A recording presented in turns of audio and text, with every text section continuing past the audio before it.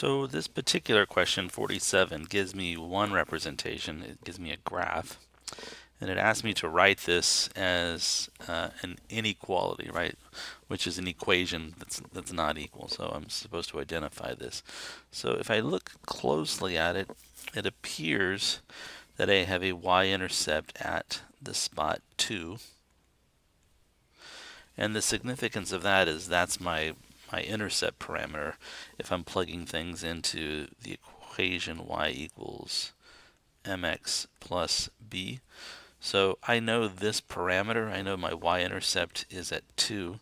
The other thing that I can see is that it appears that I have a slope of down 2 units and then over 1, 2, 3 units. So down 2 over 3. So I also know that my slope parameter m is negative 2/3. So I've got my y-intercept parameter, I've got my slope parameter, so I can write the equation represented by the boundary line. So this boundary line is y equals negative 2/3 x plus 2. And you can see from the graph that I am shading in those y values that are below the curve, right? Every time there's y's that are above, those don't work, but the y's that are shaded below are working. So, and notice also that my boundary line is not included because it's dashed.